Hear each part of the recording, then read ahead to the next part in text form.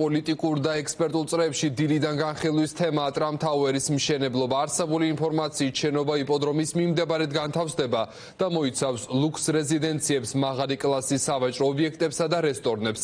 ტრამპ თაუერი დაახლოებით 70 სართულიანი იქნება და საქართველოში ყველაზე მაღალი შენობის ნიშასაც დაიკავებს. სანქცირებული ივანიშვილი თავის გადარჩენის გზებს ეძებს, სწორედ ასე ფასდება ეკონომისტების ნაწილში გადაწყვეტილება, რომელიც საჯაროდ უკვე გახმოვანდა. როგორც ცნობილია, ამ პროექტის პარტნიორები ოცნებასთან დაკავშირებული ბიზნესმენები არიან. როგორია შეფასებები, ნინი ბალანჩივაძე გვერდდება ამ თემის დეტალებით პირდაპირ ეთერში. ნინი, გისმენთ. დიახ, ეკონომისტები და ექსპერტები რამდენიმე მთავარი მიმართულებით ამახვილებენ ყურადღებას და საუბრობენ იმ პრობლემებთან და გამოწვევებთან დაკავშირებით, რომელიც ამ შემთხვევაში მოჰყვება ტრამპ თაუერსის მშენებლობას ყოფილი იპოდრომის მიმდებარე ტერიტორიაზე. საუბარი არის 70 სართულიან ცათამბჯენების მშენებლობასთან დაკავშირებით. ისინი თანხმდებიან იმაზე, რომ ამ შემთხვევაში მწვანე სივრცეს ანადგურებს საერთოდ ქართული ოცნება სარეკრეაციო სივრცეების განადგურებასთან გვაქვს საქმე. შესაბამისად, ნებისმიერ შემთხვევაში ეკონომისტები პასუხისმგებლობას იმ პრობლემებთან დაკავშირებით, დამატებით ურბანულ პრობლემებთან დაკავშირებით აკისრებენ ქართული ოცნების ხელისუფლებას. მეორე და მნიშვნელოვანი, რაზეც ისმის კითხვა, ეს არის თუ არა ეს ინვესტიცია, თუ უბრალოდ ქართული ოცნება ცდილობს, რომ გამოიყენოს ამ შემთხვევაში ტრამპის სახელი, ვინაიდან როდესაც ამ მასშტაბის პროექტზე არის საუბარი, ეკონომისტები აქ განმარტავენ იმას, რომ ამ შემთხვევაში პასუხისმგებლობა ეკისრება ქართულ ოცნებასთან დაახლოებულ დეველოპერებს და სწორედ მათ უნდა აიღონ მშენებლობის დღიდან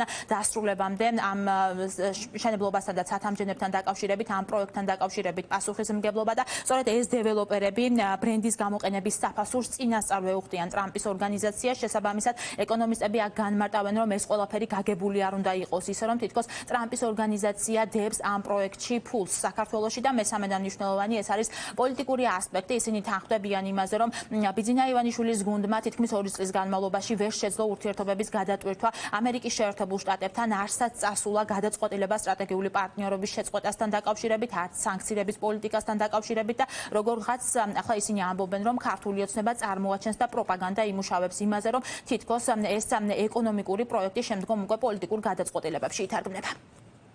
ვისი სახელიც არ უნდა დაერქვას ამ პროექტს, ეს არის დანაშაულის ადგილი, სადაც 80,000 კვადრატულ მეტრზე გაშენებული ტყის გაჩეხვა არის დაგეგმილი და იქ 7 ცათამბჯენის არშენება იგეგმება, რომელთაგან ყველაზე მაღალიც არის 77 სართული.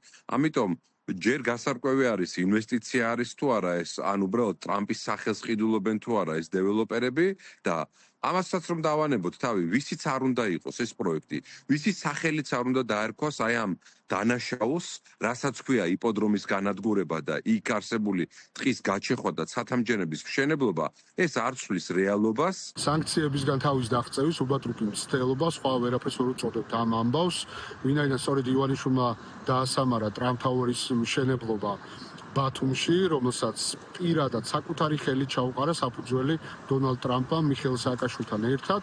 ახლა როცა ორბანი დამარცხდა უნგრეთში და აღარ ყავს პოლიტიკური მამა და ლობისტი, ცდილობს ამ გზით როგორმე მოიპოვოს დონალდ ტრამპის სიმპათია ივანიშვილის ბანაკმა, თუმცა ეს არის უბადრუკი მცდელობა და მათ ამ გზით არაფერი აღარ გამოუვათ.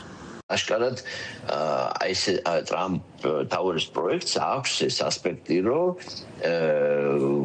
თვითონ ის ქვეყნები, რომელშიც ეს ხორციელდება, ისინი ცდილობენ, რომ იტყვენ დასპინონ ეს ყველაფერი რაღაცნაირად ისე მოაჩვენონ, რომ ეს არის მაჩვენებელი იმის, რომ ვთქვათ, ქვეყნის საინვესტიციო მიმზიდველობა არ მკვეთრად გაზრდილი.